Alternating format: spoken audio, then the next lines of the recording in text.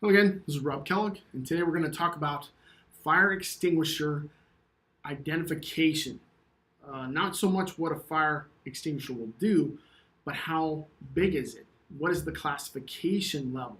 Whether it's a 2A, 2B, whatever that might be. We're going to show you where to look for it on that particular label and how to identify each one of those minimums that we see on that label.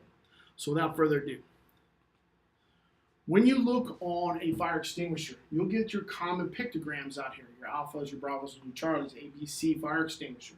And if it's a delta, a D, it'll be on there, and if it's a K, it'll also be on there. But with this, we have an ABC extinguisher. Very common, most used in the industry. They're readily available, and they're pretty inexpensive, and they're very effective for the most part.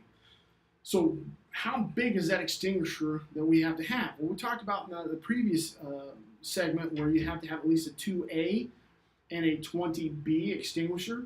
Well, how do I know what that is? I'm here to tell you. If you go to the label system, here's a quick indicator, is if you look for the UL symbol up here, that's the Underwriter Laboratories. And what they do is they test fire extinguishers to meet these requirements, and then they give them approval accordingly that they're good to go for the industry. It's standardized. So as we look at the type of chemical it is, in this instance, it's a dry chemical extinguisher.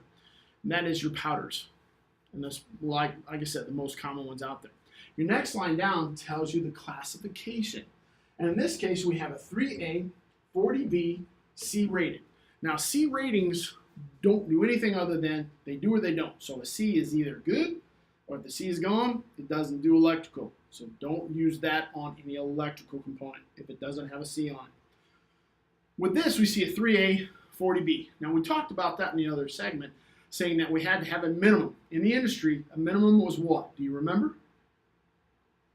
2A, 20B. As we look at our classification here, we see a 3A, 40B.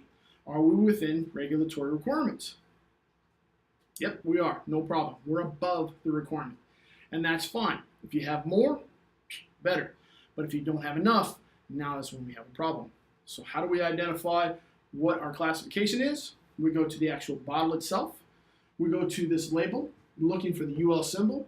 Second row down, you're going to see classification, and it will identify what the size and capabilities of those extinguishing containers are. It's that simple. Nothing more.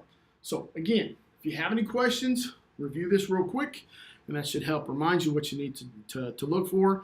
But if for some reason you're just not seeing it, or you're not having any kind of luck identifying this, that's what we're here for. Give us a call, and we're here to help you the best we can. As always, safety is not a mindset. State of mind. You guys have a good day.